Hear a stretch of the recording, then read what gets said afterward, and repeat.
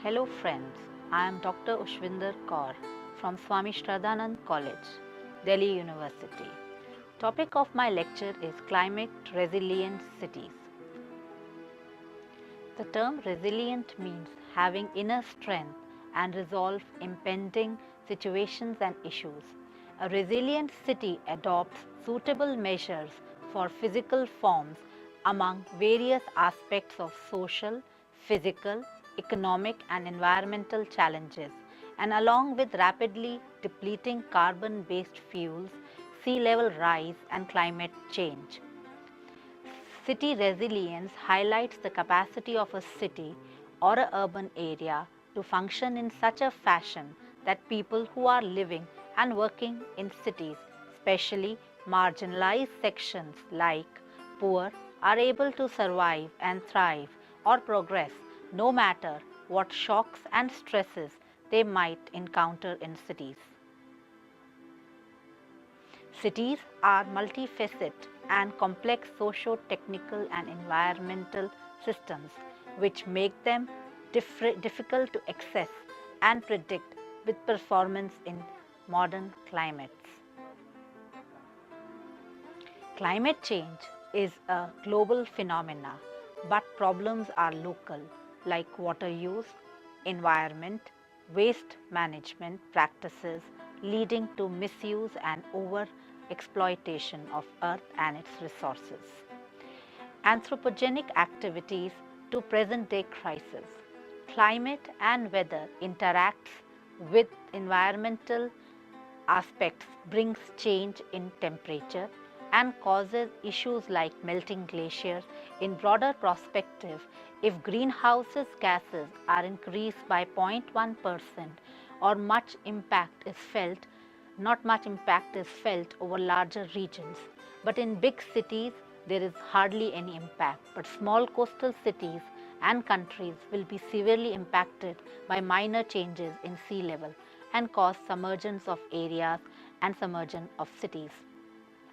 Present-day impact which we are experiencing need to integrate measures, governance, registration and regulation of our practices of lifestyles, health and livelihood options, and the degree of assessment of issues and means to minimize the impact. Assess the air quality and amount of resources degradation in the environment, rainfall changes and seasonal shifts. In broader context, the extremes are increasing. The world global warming since 1901 has increased by 1.4 degree Fahrenheit or 0.8 degrees Celsius, are not showing severe impacts on world regions, but an increase of 0.0 degrees Celsius has serious implication on smaller regions. The baseline changes are important and need to be quantified. The reflections of change in local environment in form of rainfall pattern, temperature extremes, groundwater availability, data need to be quantified to evaluate the climate changes including the poor nutrition, higher levels of chemical in food items, food security is at threat, water resources degraded and poor quality air, especially during the winter months. The sources adding to degradation are transport, industries, coal and thermal plants, crop burning, which is a traditional practice, biomass burning, especially during the fall and the dry season, bricklines, dust from construction sites, which is ever increasing in ever growing cities. The impact can be seen during the winter months to a greater extent. Cities in today's world are facing numerous challenges, and developing countries are witnessing growing population along urban areas and which are creating demands for housing, water, food, transportation and other infrastructure. To ensure livelihood and general well-being of people, cities need to correlate with climate change and increasing the occurrence of natural disasters and increasing unpredictable weather events. The cities need to be resilient to ever-changing demands. Large share of investment will be required to cope with stresses like storms, lightning, heat waves, sea level rise, water scarcity, especially drinking water, flooding and wide range shocks which can come after earthquake. Climate variability is an event which cannot be singly studied. It requires interventions. The evolving process change in present rapidly growing urbanization patterns, already existing infrastructure systems, and establishing governance institutions. The resilience-based actions is most needed to ensure that cities perform efficiently and effectively in future. A solution level can be achieved by interventions of societies to improve the situation is required, which can make the society more usable and more healthy to live with. The most common sectors in climate-related resilience are disaster management, urban planning, waste water management, food security, urban planning, energy, and transportation to support and enable the infrastructure for provisions of wide range of essential services and goods along economic activities. Multiple issues make cities resilient to stresses and wide range of shocks. There are some inherent linkages between impacts and actions. Cities in semi-arid areas witness stress of water and power supplies with climate change, whereas cities along the coast witness episodes of flooding and extremities of storm in recent past. In developing countries, urban centers are becoming hubs of growth, and at most times, exponential and haphazard growth can be seen. The need of the hour is in making cities resilient with food security, waste management, transport, and greening the urban environment. Urban planning practices which promotes mixed land uses, resilience cannot be brought about with single interventions. It has to be holistic and systematic approach which encompasses different processes or components that interact with each other. For example, the waste and the garbage management involves some source, that is the generation, to disposal and recycle. If not properly managed, we can generate greenhouse gases along with frequent fires in city dumping yards, which can create smoke as well as release of greenhouse gases into the environment. The systematic responses are seen as multi-level planning.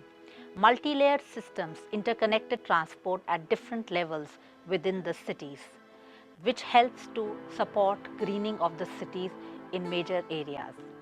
The need is to reduce the formation of greenhouse gases and enhance climate resilience with adaptation and mitigation.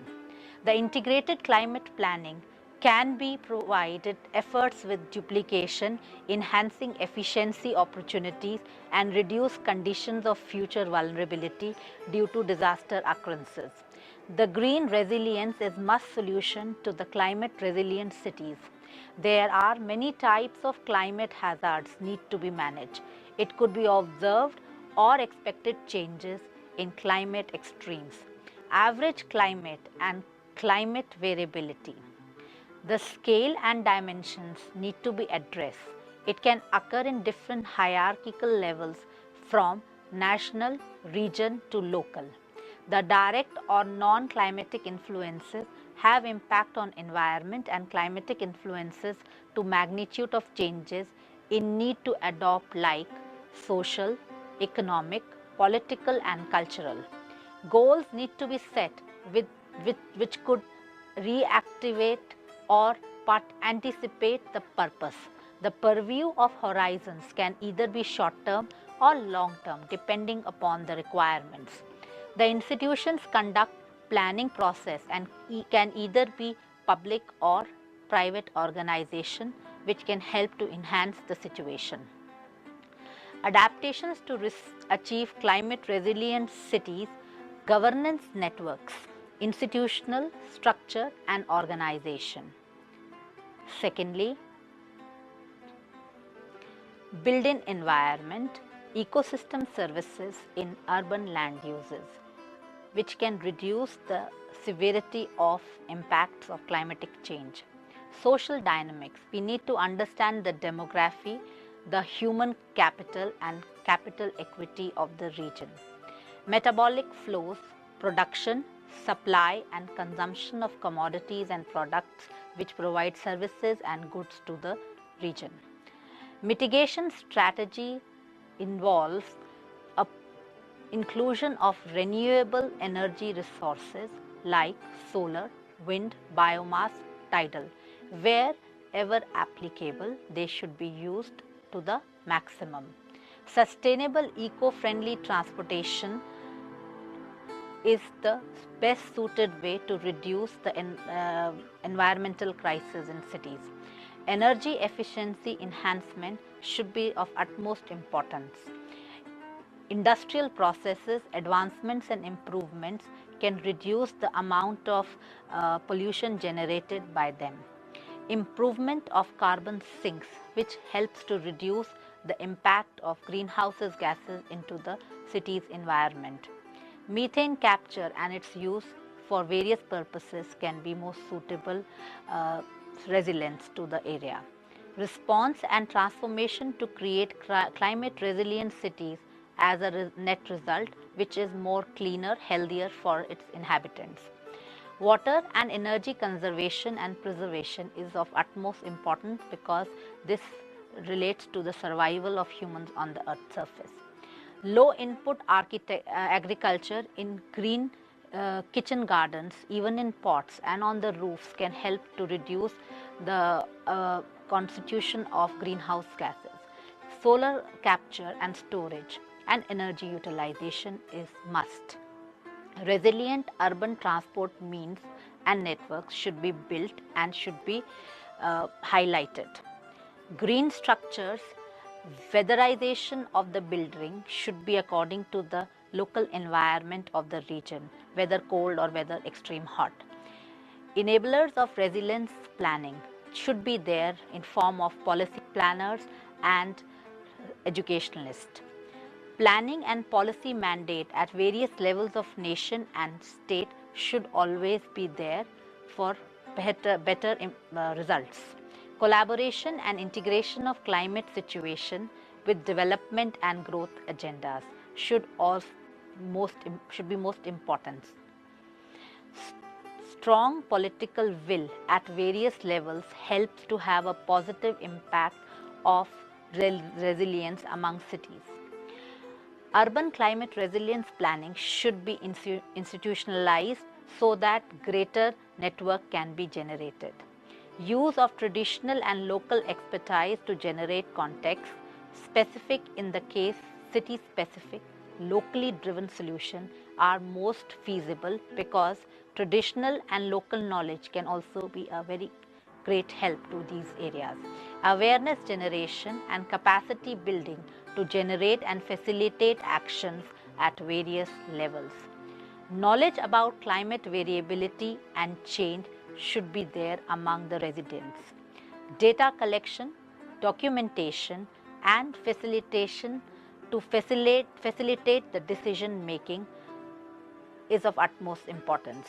Organizational and institutional mechanisms for streamlining is a mandate, and identify main stakeholders at city level so that the work is known and to designated to the people who can hold it and do it properly.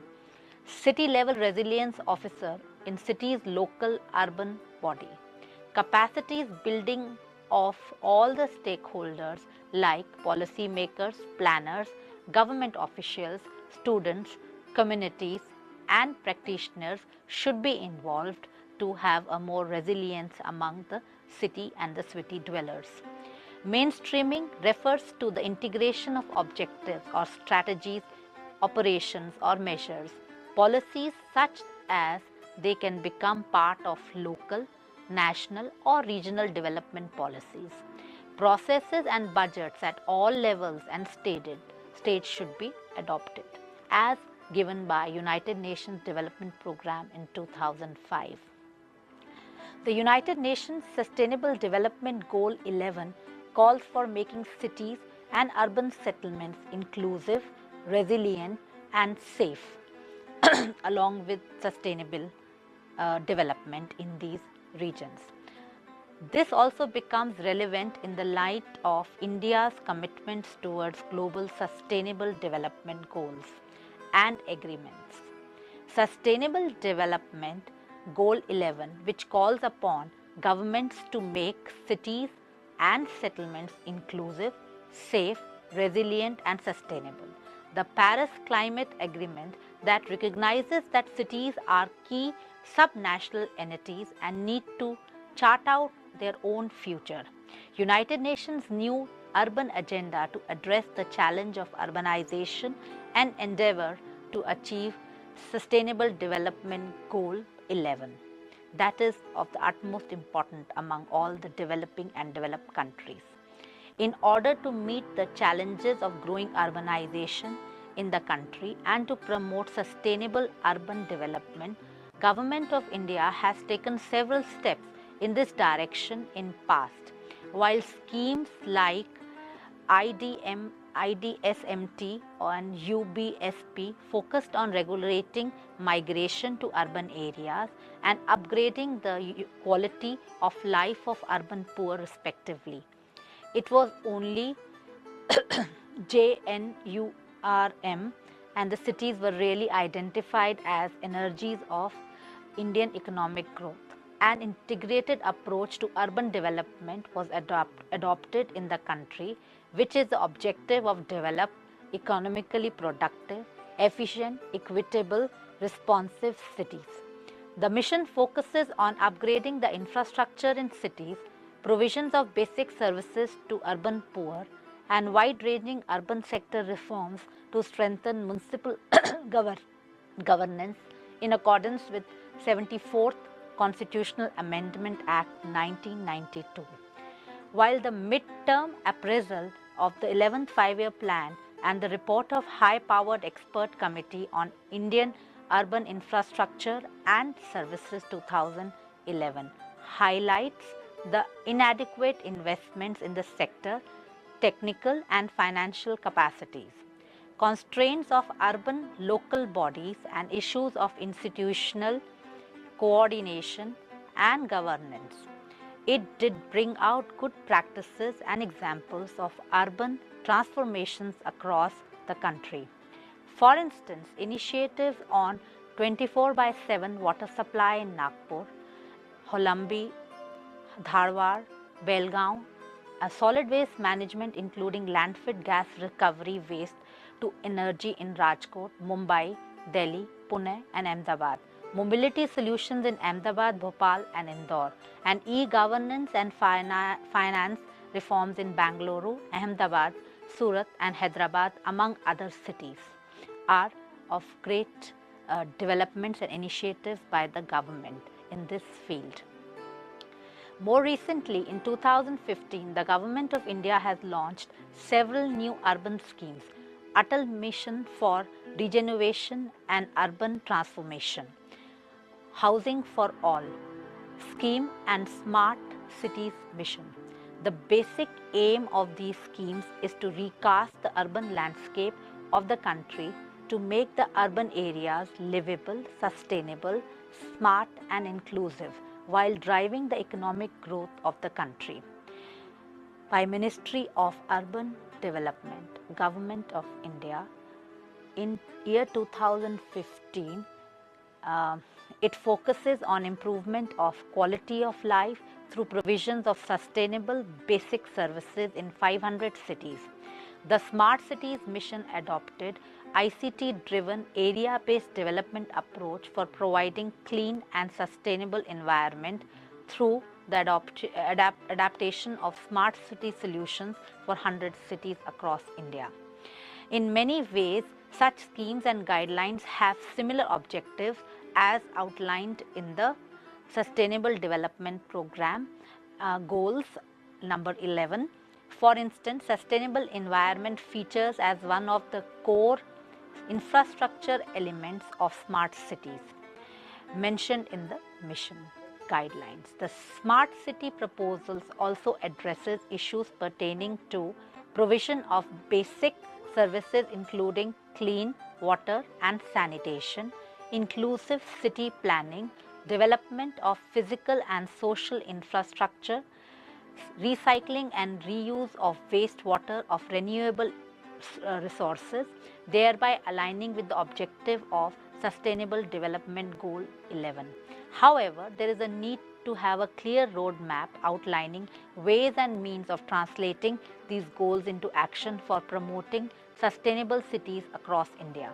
Moreover, the urban schemes also need to draw linkages and align other relevant sustainable development goals like clean water and sanitation, affordable clean energy, climate action, and especially with reference to India's intended internationally determined commitments adopted in which it includes reducing the emissions intensity of fuels 35% by 2030. Since the urban areas significantly contribute to the national greenhouse gases burdens, there is a need to reorganizing the importance of integrating objectionable communities in India's urban planning and development framework. It can go a long way in helping the country to achieve the global targets. Besides, the current government schemes are only focusing on odd 500 out of 8,000 plus countries and towns in the country. So the efforts have to be to develop sustainable cities will take a long time, but it needs to be replicated on a larger scale as an urban solution and development mechanism to other centers also across India.